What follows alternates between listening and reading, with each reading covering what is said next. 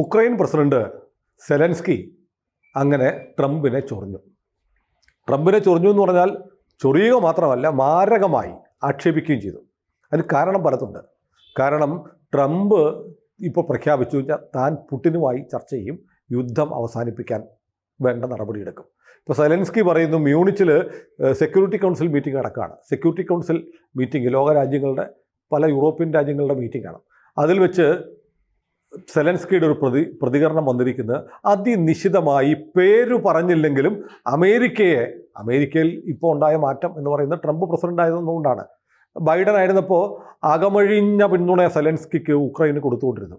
ഇപ്പോൾ സെലൻസ്കി ഇപ്പോൾ പറയുകയാണ് ഈ ഉക്രൈൻ്റെ കാര്യം ഉക്രൈനാണ് തീരുമാനിക്കേണ്ടത്. ഞങ്ങളുടെ പുറകിൽ കൂടി ആരെങ്കിലും തീരുമാനിച്ചാൽ അത് ഞങ്ങൾ സമ്മതിക്കില്ല. ഞങ്ങളോടറിയാതെ ഞങ്ങളോട് ആലോചിക്കാതെ ഒരു കാര്യവും ഉക്രൈൻ്റെ കാര്യത്തിൽ യുദ്ധം നിർത്തൂ എന്നൊക്കെ ചിലർ പറഞ്ഞാൽ അത് ദിവാസ്വപ്നമാണ്. അത് ആർക്കിട്ടുള്ള കുത്താണ്? ട്രംപിനുള്ള കുത്ത്.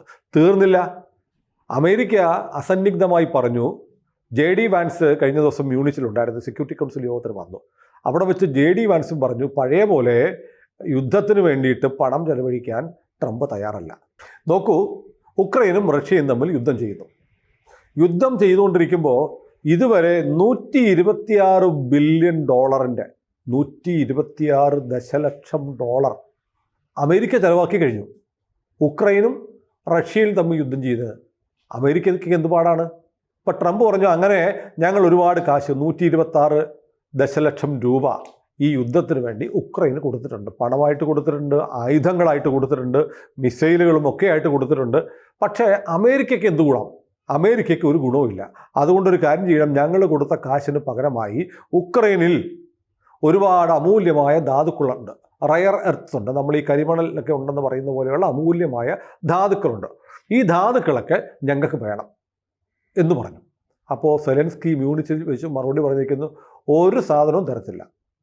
ഞങ്ങളുടെ ഭൂപ്രദേശം എന്ന് പറയുന്നത് ഞങ്ങളുടേതാണ്, ഞങ്ങൾക്ക് അവിടെ പരമാധികാരമുണ്ട്, ഞങ്ങളുടെ രാജ്യത്ത് അപൂർവ ധാതു ലവണങ്ങളുണ്ട് എന്ന് പറഞ്ഞ് അമേരിക്ക വെള്ളമറക്കണ്ട.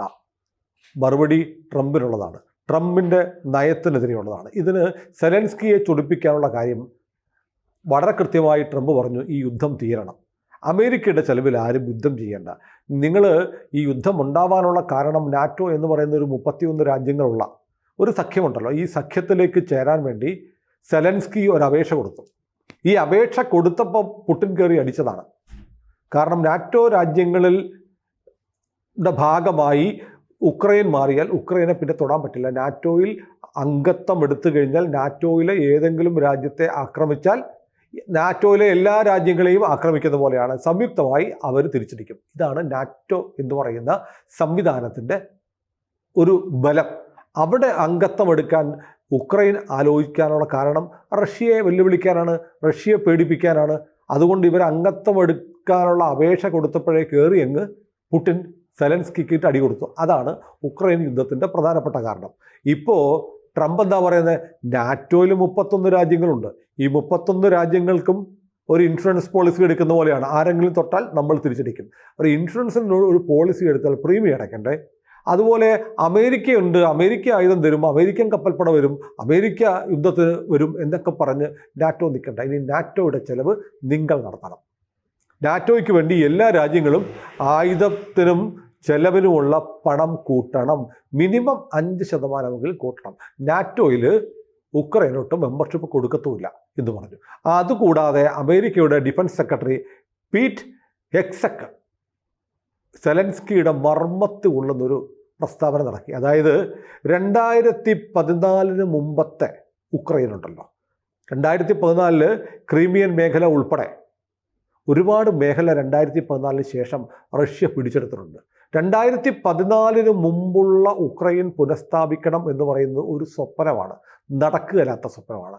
എന്ന് പറഞ്ഞാൽ സെലൻസ്കി നിനക്ക് പോയതൊക്കെ പോയി, ഉള്ളത് കൊണ്ട് തൃപ്തിപ്പെട്ട് നീ യുദ്ധം അങ്ങ് അവസാനിപ്പിക്കുക എന്നാണ് പറയാതെ അമേരിക്ക പറയുന്നത്. നോക്കൂ, സെലൻസ്കി തളർന്നു പോയില്ലേ? അവിടുത്തെ ഉക്രൈനിലെ ടെലിവിഷൻ സീരിയലുകളിലെ കോമാളി വേഷം ചെയ്യുന്ന നടനായിരുന്നു, ഹാസ്യ നടനായിരുന്നു സെലൻസ്കി. അവിടെ ഒരു തെരഞ്ഞെടുപ്പ് നടന്നു. ഒരു പ്രത്യേക സാഹചര്യത്തിൽ സെലൻസ്കി അവിടുത്തെ പ്രസിഡൻ്റായി. പലപ്പോഴും ബുദ്ധിപരമായ നീക്കങ്ങൾ നടത്തുന്നതിൽ പരാജയപ്പെടുന്ന ഒരു രാഷ്ട്രീയക്കാരനാണ് സെലൻസ്കിയെ പൊതുവിൽ വിലയിരുത്തപ്പെടുന്നത്. നമ്മുടെ പ്രധാനമന്ത്രി നരേന്ദ്രമോദി അവിടെ ചെന്നപ്പോൾ അദ്ദേഹം നടത്തിയ ചില ചേഷ്ടകൾ, ചില വർത്തമാനങ്ങൾ മോദിയെ അസ്വസ്ഥനാക്കിയിരുന്നു. മോദിക്ക് ഇഷ്ടപ്പെട്ടില്ല. കാരണം നിങ്ങൾ പ്രസിഡന്റ് പുട്ടിനെ കണ്ടിട്ടല്ലേ ഇങ്ങോട്ട് വന്നത്, എന്നാൽ പുട്ടിനോട് പറയൂ യുദ്ധം അവസാനിപ്പിക്കാൻ. ഇങ്ങനെയുള്ള ചില ഡയലോഗുകളൊക്കെ ഈ TV സീരിയലിൽ കൈയടി കിട്ടാൻ നടത്തുന്ന ഡയലോഗ് പോലെ ചില ഡയലോഗുകൾ ഈ സെലൻസ്കി പറഞ്ഞിരുന്നു. അതിൻ്റെ അനിഷ്ടം അന്നേ മോദിക്കുണ്ടായിരുന്നു. കാരണം റഷ്യയിൽ ചെന്നപ്പോൾ റഷ്യൻ പ്രസിഡന്റ് പുടിൻ മോദിയെ ആലിംഗനം ചെയ്തു. അതിൻ്റെ ചിത്രങ്ങൾ ലോകത്തെമ്പാടുമുള്ള വാർത്താമാധ്യമങ്ങളിൽ വന്നു.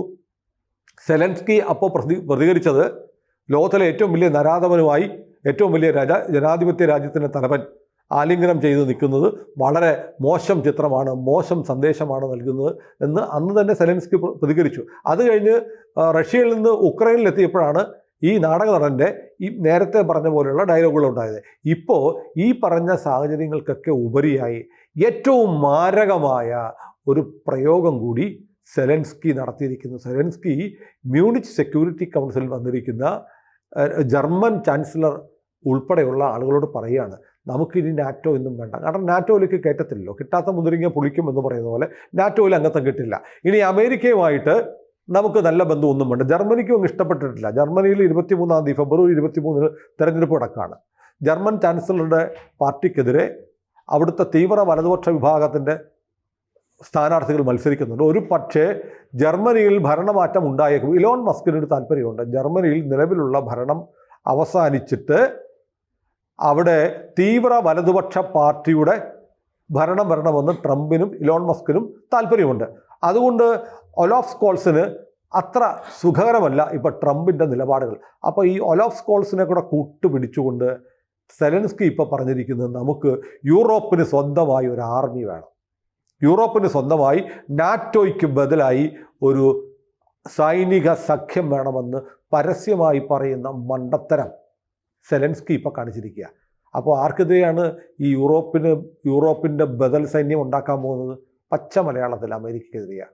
ട്രംപ് വന്ന് ലോകത്തെ ആകെ വിറപ്പിക്കുന്ന, ലോകത്തിൻ്റെ രാഷ്ട്രീയം ജിയോ പൊളിറ്റിക്സിൽ വലിയ മാറ്റങ്ങൾ ഉണ്ടാക്കുന്ന നടപടികൾ എടുത്തുകൊണ്ട് ഇരിക്കുമ്പോൾ ഈ ഹാസ്യ നടൻ വിഡ്ഢിത്തരങ്ങൾ വിളിച്ചു പറഞ്ഞ് ട്രംപിൻ്റെ കയ്യിൽ നിന്ന് വാങ്ങിച്ചു കൂട്ടാനുള്ള നീക്കങ്ങളാണ് നടത്തിക്കൊണ്ടിരിക്കുന്നത്. ഏതായാലും ഒരു കാര്യം ഉറപ്പായി, യുദ്ധം അവസാനിക്കും. സെലൻസ്കിക്ക് ഉക്രൈന് പോയതെല്ലാം പോവും. മാത്രമല്ല അമേരിക്കയുടെ കയ്യിൽ നിന്ന് ചില്ലിക്കാശിൻ്റെ സഹായവും കിട്ടത്തില്ല. അമേരിക്കയുടെ താല്പര്യമുള്ള, അമേരിക്ക കണ്ണുവച്ചിരിക്കുന്ന മിനറൽസ് കിട്ടാൻ വേണ്ടി വന്നാൽ ചില അറ്റകൈ പ്രയോഗങ്ങൾ ട്രംപ് നടത്താനും സാധ്യതയുണ്ട്. ഏതായാലും യൂറോപ്പിന് സ്വന്തമായി ഒരു സൈന്യം, സംയുക്ത സേന ഉണ്ടാക്കി നാറ്റോയെ വെല്ലുവിളിക്കണം, അമേരിക്കയെ വെല്ലുവിളിക്കണമെന്ന് തലയ്ക്ക് ഓളമില്ലാത്ത ആരെങ്കിലും പറയുമോ എന്ന് ചോദിച്ചാൽ അങ്ങനെ പറയുന്ന ഒരാളുണ്ട്. അയാളുടെ പേരാണ് ഉക്രൈൻ പ്രസിഡന്റ് സെലൻസ്കി എന്ന് വ്യക്തമായിരിക്കുന്നു. അടി കിട്ടുമ്പോൾ മാത്രമേ സെലൻസ്കി ഇനി വിവരം അറിയാൻ പോകുന്നുള്ളൂ. കൂടുതൽ വാർത്തകളും വിശേഷങ്ങളും നിങ്ങളിലേക്ക് എത്താൻ ABC മലയാളം സബ്സ്ക്രൈബ് ചെയ്യുക, ബെൽ ബട്ടണും അമർത്തുക.